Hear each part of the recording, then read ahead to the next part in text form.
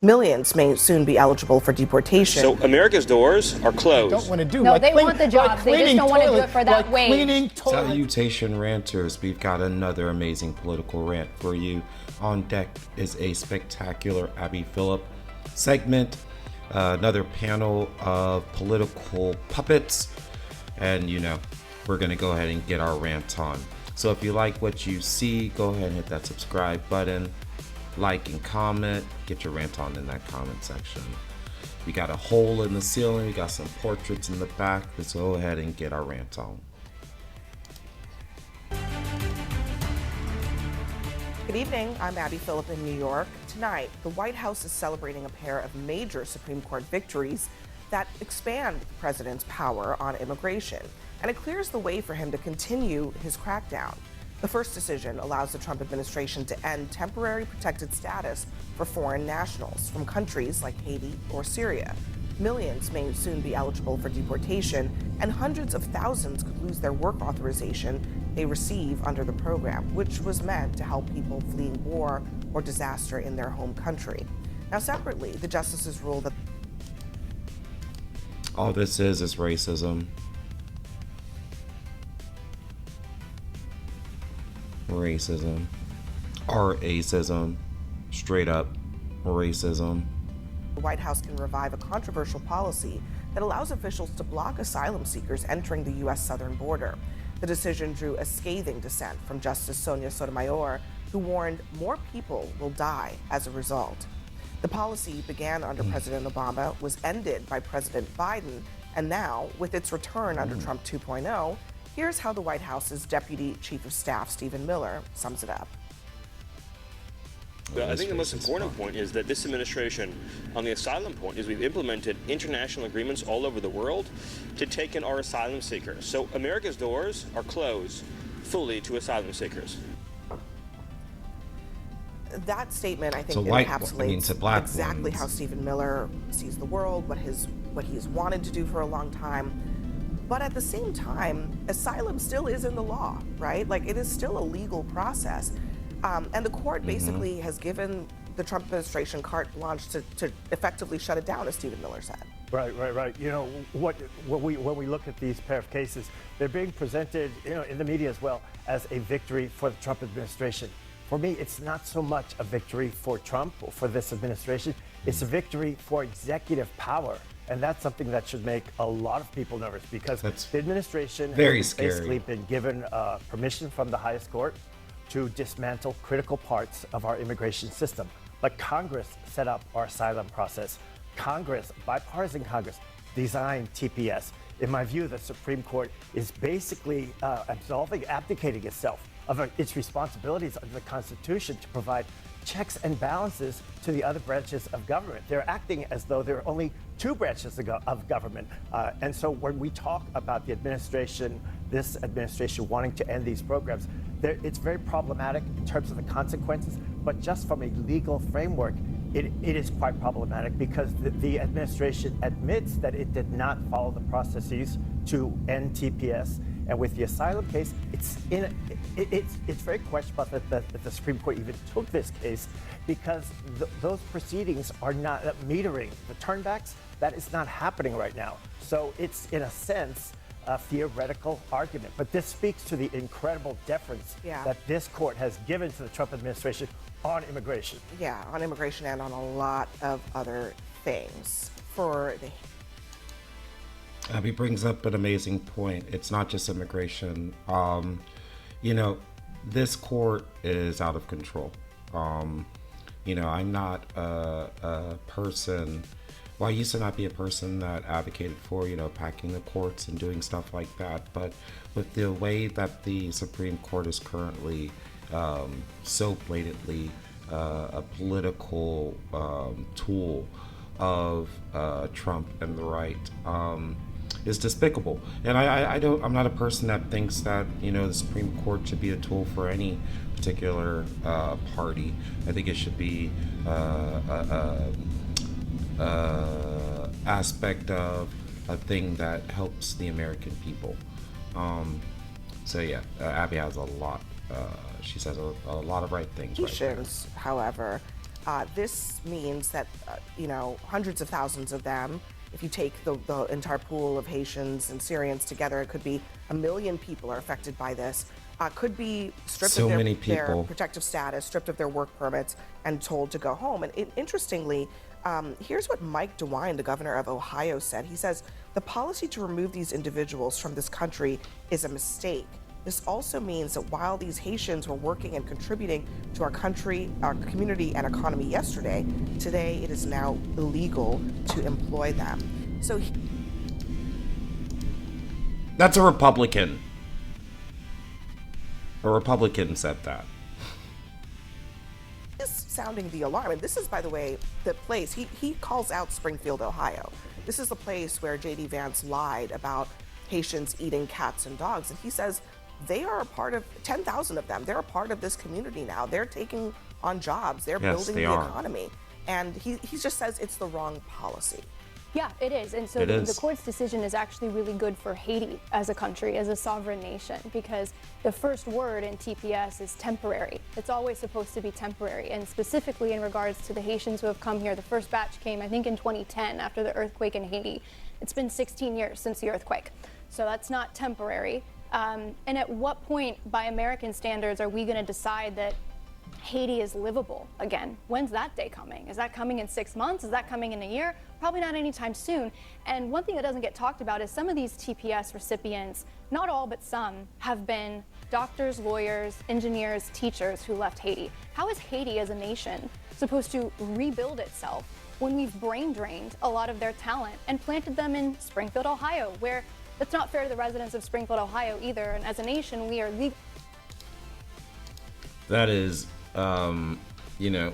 she brings up a good point. She brings up a very good point, and it's like surrounded by racism. Very clever woman, Miss Middle-aged Barbie. Very clever. We obligated to our own citizens before we're obligated to anybody else. Springfield, Ohio. Notice how the migrants are never brought to Nantucket. They're never brought to Beverly Hills. They're never brought to Martha's Vineyard. They're never going to go compete with hedge fund bros who inherited the job from their dad. They're always going to be brought to middle America, places like Springfield, Ohio, where they're going to have to compete with Americans for wages, depreciate those wages. I'm sure, does anybody at this table, have you heard the name Aiden Clark, an 11-year-old boy? No? You guys don't know his name? Here we go. 11-year-old boy killed by a Haitian immigrant under TPS with no American driver's license, who rammed his car into a bus, killed 11-year-old Aiden, and injured 20 school children. Who is this good for? Not the Haitians, not the American people. I love how they cherry pick isolated cases and forget the fact that people who are immigrants actually commit fewer crimes than people who are residents in this country. But getting back to the point of this discussion about Haiti, first of all, I'm so glad that you're concerned about Haiti right now. I am. It's a sovereign nation. And the alleged brain drain. But the U.S. State Department says, would you let me speak? Because I let you speak. The U.S. State Department says that it's actually not safe for Americans to travel to Haiti right now. So you want to dump these people into a country where even our own State Department, the Trump administration, says it's not safe. But the larger problem is that this is a country that is now governed by a racist foreign policy and a racist immigration policy. At the same time, Stephen Miller is up here claiming that we don't allow anybody into this country for asylum anymore. The doors are closed. We're allowing white South Africans to come to this country. Those are the only people who can come to this country right now, white South Africans. But 350,000 Haitian Americans who are black can't.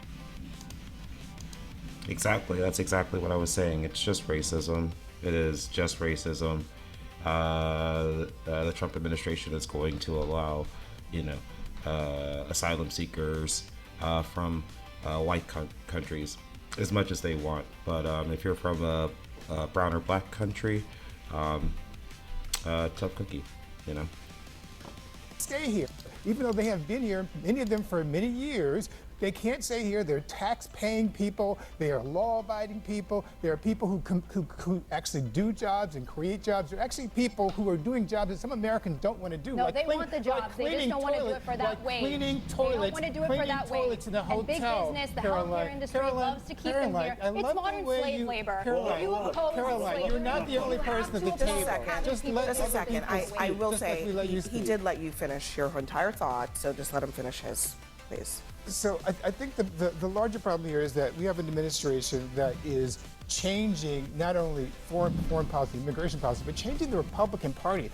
what Raul said a moment ago is really important. This is a bipartisan bill. This is a bipartisan legislation, the Immigration Act of 1990, signed by President George H.W. Bush. At the time when Republicans and Democrats used to agree that it was okay, that America actually believed in the principles of the Statue of Liberty, that we actually wanted to have people come here and seek asylum, or at least come here and to be able to live here if they knew that their conditions were not good in their own countries. The issue, well, first of all, I just want to... It's not like that anymore. It's just not like that anymore. And for people to cling to this way that the world used to be, to some extent, in my opinion, I think it's foolish, because we're not going to go back to that civil discord. I just don't see. I don't see a path back to that way of living. And to be quite. To be honest, back then, it was all decorum, but it was fake. Nobody, people still didn't like black people, right or left. People still didn't like brown people, right or left. So, we're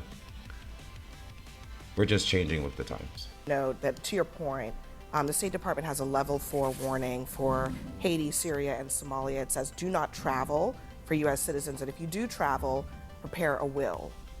So I think that tells you kind of everything you need to know about how they feel the situation is. But on the issue of racism, that came up in the court decision.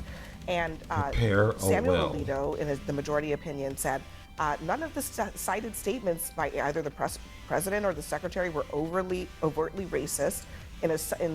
In substance, all expressed policy views that could rest on race-neutral justifications. Elena Kagan, she hit back and said, the evidence they have offered includes statements by the president so repellent and racially infected that the majority declines to put them in print. These statements fairly shout in their racial undertones and overtones alike that race entered into the president's resolve to remove Haitians from this country. Can I just when he mention called Haitians or Haiti a shithole country, Thank you. that I think that's what a lot of people, what's one of the many statements that make a lot of people believe that there is racial animus at play. Never forget. Never forget. The right would like to confuse and cloudy the narrative, but never forget the president, our president of the United States. I'm not sure if where you're watching, if you're in America, but my president of these here United States is a racist bigot, sexist, misogynist, rapist. So, America. Well, I mean, you're making it about race. Keith's making it about race. That was precisely the argument that the Supreme Court said was not the proper one. Yes, the legislation for TPS was a bipartisan bill from 40 years ago, but it gave the Secretary of Homeland Security extreme policy oversight in determining who gets TPS or who loses it. In this case, we've litigated this. We had an election, right? President Trump, you pointed out he said some pretty mean things. We litigated this debate during the election, and the American people chose to have a more restrictive anti-immigration policy. That's just the fact. The American public put Donald Trump in place. He is now implementing policies that you... That is very much a fact, and that's also something that you should not forget. The majority of the country did vote for those policies. A lot of people voted for Donald Trump for multiple different reasons, but at the end of the day, I never excuse people that vote for a particular person and exclude the plethora of different terrible things that that person has done. I don't think that is an excuse.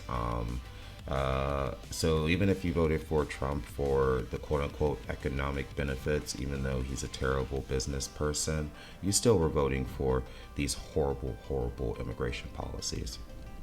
May not agree with, but the American people elected. And it's not just Haiti. So we keep focusing on this racial thing. It's about all 13 countries that temporary protective status have recently come up for renewal that he has pushed to withdraw or deny. How many are brown and black countries? countries? On Haiti, though, is because Haiti is the issue that involves race most directly. It's an equal protection issue under the 14th Amendment of the Constitution. He actually said these countries, he said Haiti is a shithole country. He said they're poisoning the blood of this country. He said they're bringing AIDS to this country. country. You accuse Haitian immigrants of eating people's cats and dogs. You're citing emotions. That's what you Donald, could that's have what emotional. Donald Trump said. I'm citing what the Supreme Court decided. Your president, the Supreme Court decided that your argument was moot. Those aren't emotions. Those are literally the things that he said. Supreme Court was wrong. That the TPS statute gave the Secretary of Homeland Security the authority to do this. You may not like the results of the election. I happen to have voted for Donald Trump. So you're saying the voters voted for a racist foreign policy on immigration? What majority white country was up for TPS renewal recently that he didn't move to? Trump is allowing white South Africans to come to this country. They're the only people who are allowed to come to this country. Name a majority white country. Name a majority white country that has TPS. That's up for renewal. That the Trump administration did not try to not renew. You have very passionate arguments around TPS, right? Both of you at this table, all of us. But the thing I think is most important when we're talking about TPS is that this case was not about a definition of what is temporary, when is temporary too long. And it wasn't a case, it was not a case about whether or not Haitians are here doing jobs that Americans don't want. And Haitians actually, among our immigrant population, Haitians have some of the highest educational attainment because many people who have come from Haiti left because they are professional people with advanced degrees. But the question, does TPS allow the sunset? Joe, please let him finish. The point of TPS is in the letter of the law and the spirit of the law is that it grants humanitarian relief to people from these countries where they would be in danger if the U.S. government returned. This is not a question of what the Supreme Court did not even examine the issue. Does the statute give an end date for the renewal? No, by design. So and the statute the says TPS that doesn't have renewal dates.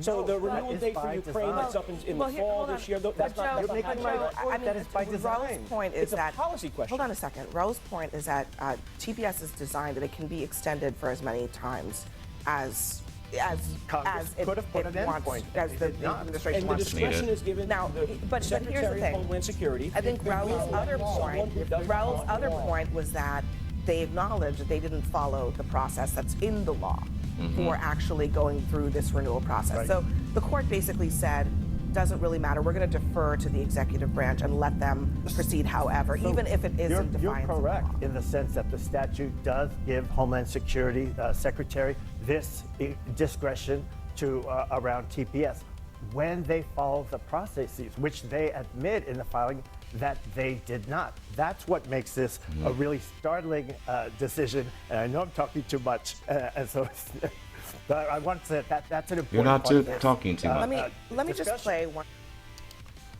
You're not talking too much at all. I mean, you seem to be the only person that's actually really, buckling down with the actual facts. So, continue. One more thing. This is Stephen Miller today talking about what he thinks the founding fathers would have wanted. Listen. You know, when the founding fathers built this country, they were keenly aware of the fact that their history as Englishmen in the colonies, their history and experience with Enlightenment principles and values formed the foundation of our system of government. It's simply not the case, it has never been the case, to go back to the Haiti example, that you can just take 3 million people from a failed island, put them into America, and overnight that they are able to become fully successful, fully assimilated American citizens. That defies everything we know about how culture works, how assimilation works, how nations work. So, Amanda, I find it extreme. They're not my founding fathers. Whenever people say the founding fathers, they're America's founding fathers. They're this country's founding fathers. They will never be, and I will never say, my founding fathers. They did not care about me. Quite frankly, I wish that I could meet some of them.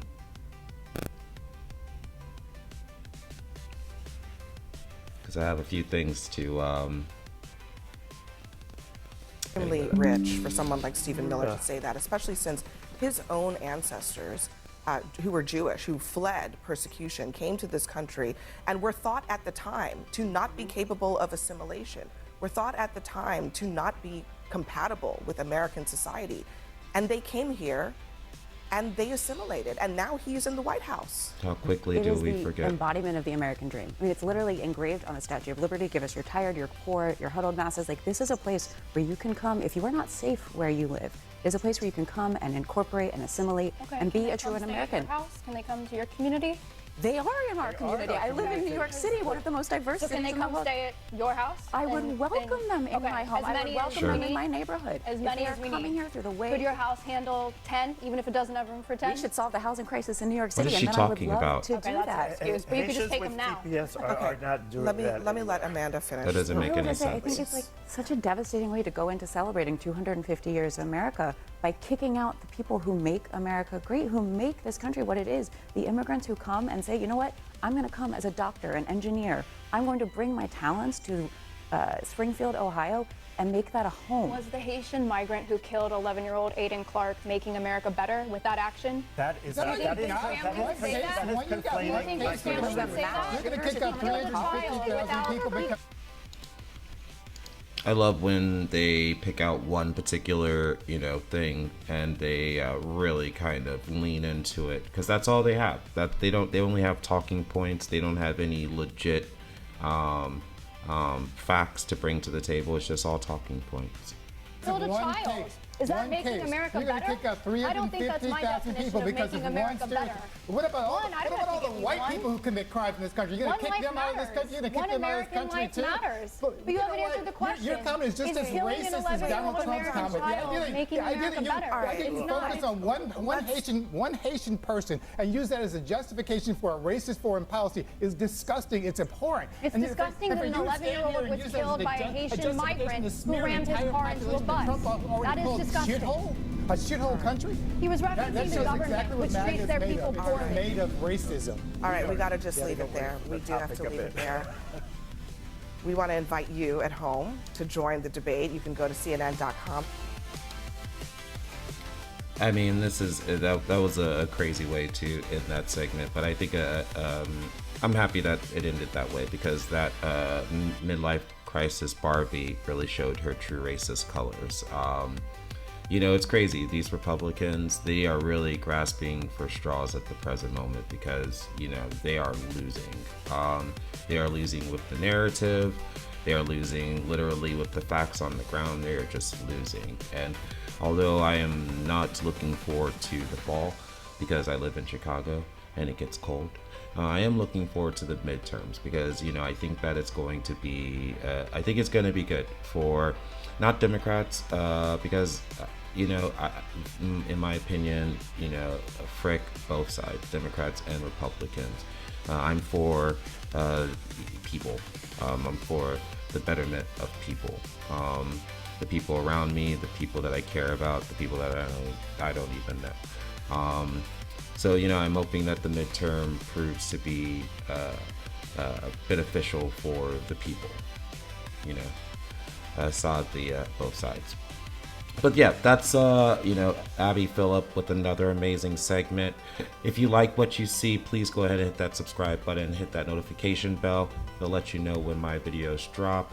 I love to get my rant on in the comment section. So if there was something that you saw in this video that you want to rant about, go ahead and leave a comment. Until next time, there's absolutely nothing wrong with just ranting the blues.